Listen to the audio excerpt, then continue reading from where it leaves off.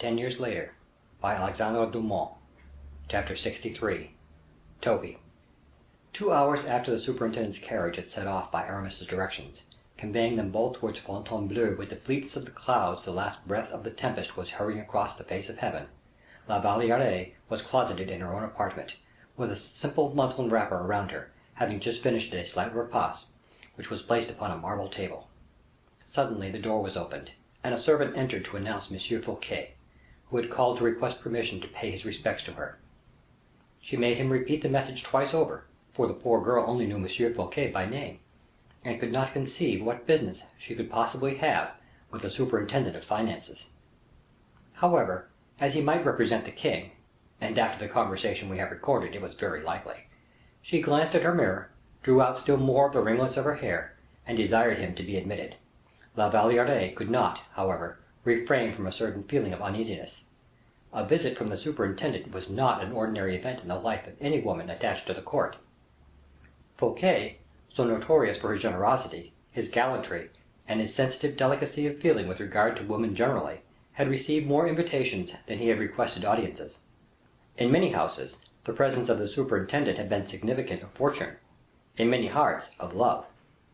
Fouquet entered the apartment with a manner full of respect, presenting himself with that ease and gracefulness of manner which was the distinct characteristic of the men of eminence of that period, and which at the present day seems no longer to be understood, even through the interpretation of the portraits of the period in which the painter has endeavored to recall them to being. La Valliere acknowledged the ceremonious salutation which Fouquet addressed to her, by a gentle inclination of the head, and motioned him to a seat.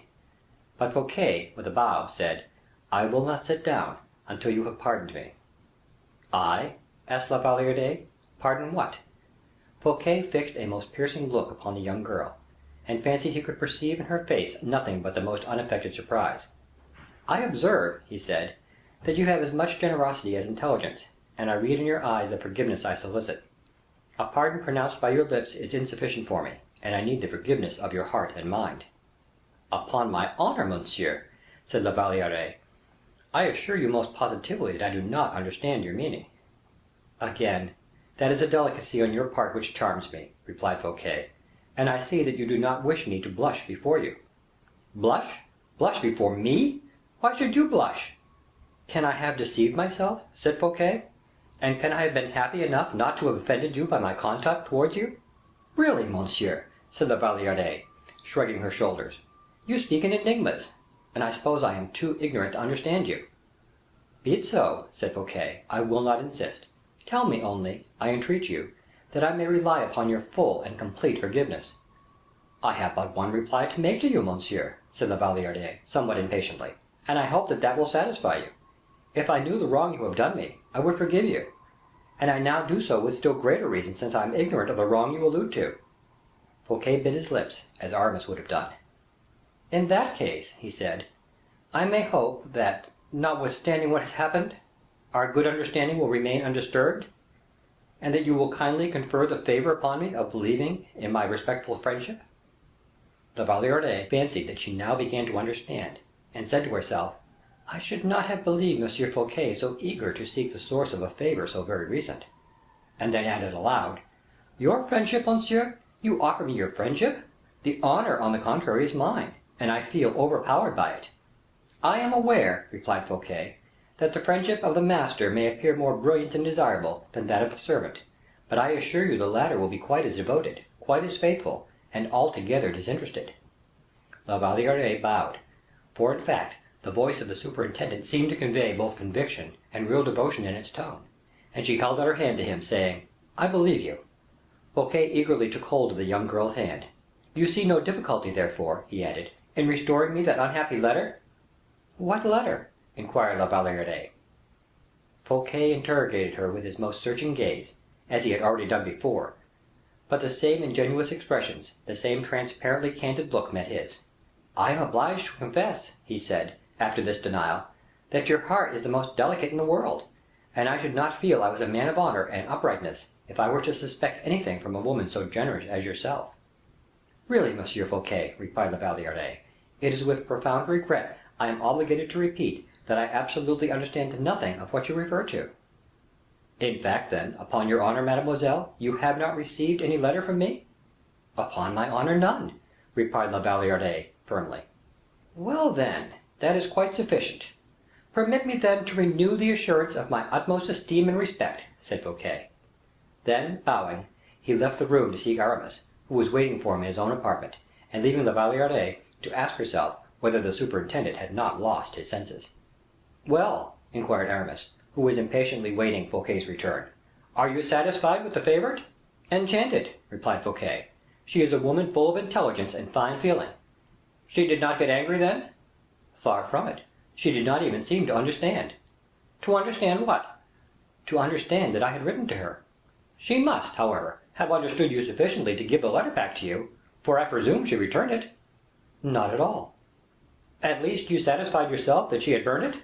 "My dear Monsieur d'Herblay, I have been playing at cross purposes for more than an hour, and, however amusing it may be, I begin to have had enough of this game. So understand me thoroughly. The girl pretended not to understand what I was saying to her. She denied having received any letter. Therefore, having positively denied its receipt, she was unable either to return or burn it." "Oh, ho!" said Aramis, with uneasiness. "What is this you tell me?" "I say that she swore most positively she had not received any letter." "That is too much. And did you not insist?" "On the contrary, I did insist, almost impertinently even." "And she persisted in her denial?" "Unhesitatingly." "And did she not contradict herself?" "Not once." "But in that case, then, you have left our letter in her hands?" "How could I do otherwise?" "Oh! it was a great mistake. What the deuce would you have done in my place? One could not force her, certainly, but it is very embarrassing. Such a letter ought not to remain in existence against us."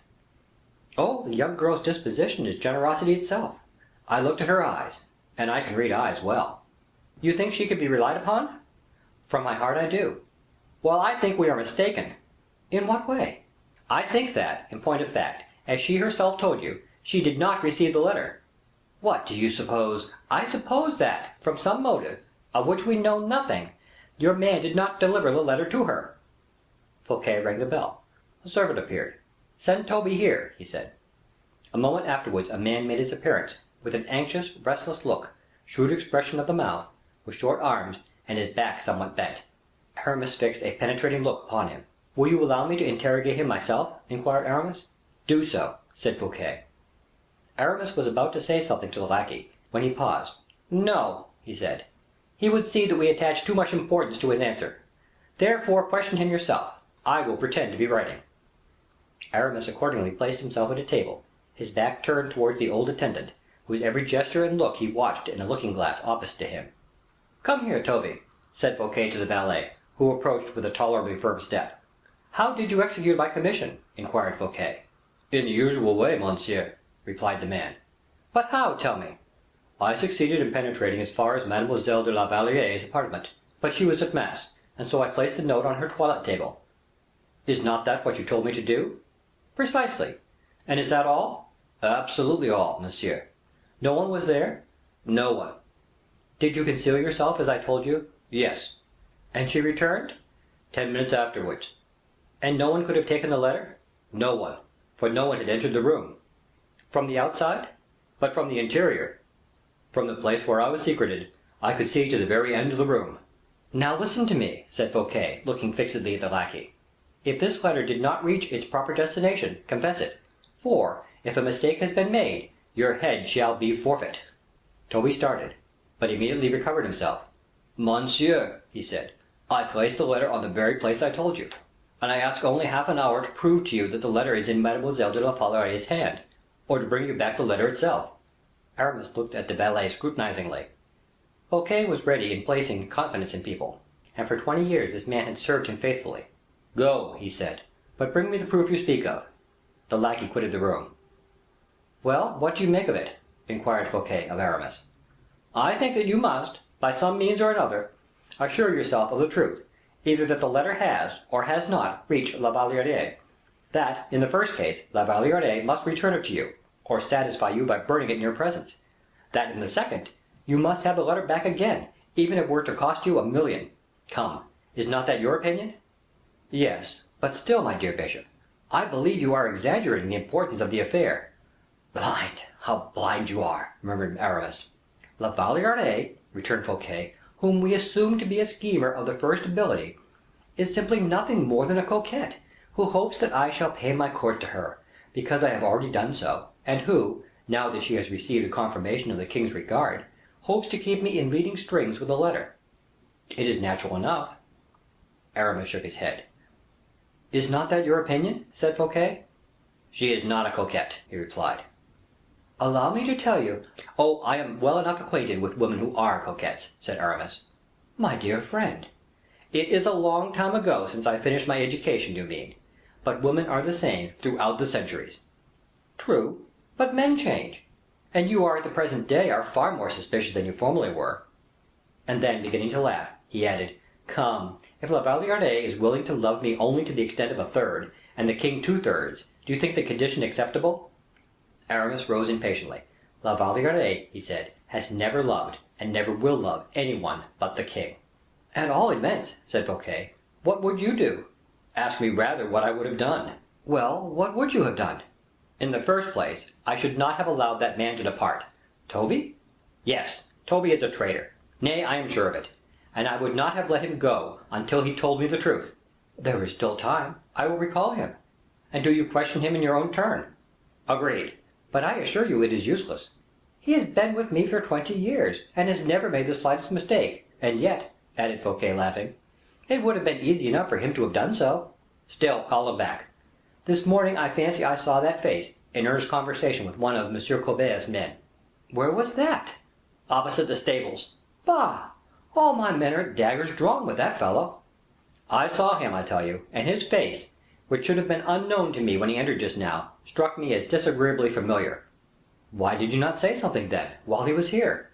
"Because it is only at this very minute that my memory is clear enough upon the subject." "Really," said Fouquet, "you alarm me." And he again rang the bell. "Provided that it is not already too late," said Aramis. Fouquet once more rang impatiently. The valet usually in attendance appeared. "Toby," said Fouquet, "send Toby." The valet again shut the door. "You leave me at perfect liberty, I assume?" "Entirely so." "I may employ all means, then, to ascertain the truth?" "All." "Intimidation, even?" "I constitute you public prosecutor in my place." They waited 10 minutes longer, but uselessly; and Fouquet, thoroughly out of patience, again rang loudly. "Toby!" he exclaimed.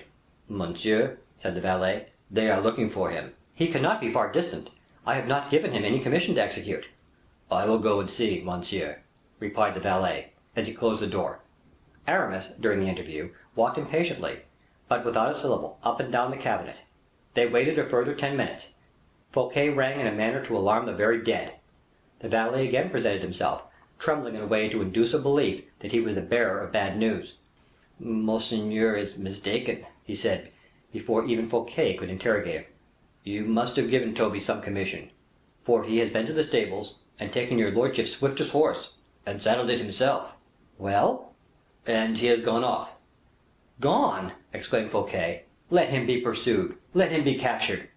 "Nay, nay," whispered Aramis, taking him by the hand, "be calm; the evil is done." The valet quietly went out. "The evil is done, you say?" "No doubt, I was sure of it. And now let us give no cause for suspicion. We must calculate the result of the blow, and ward it off, if possible." "After all," said Fouquet, "the evil is not great." "You think so?" said Aramis. "Of course. Surely a man is allowed to write a love letter to a woman."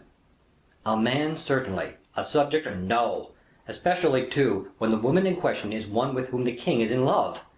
But the king was not in love with La Valliere a week ago; he was not in love with her yesterday, and the letter is dated yesterday.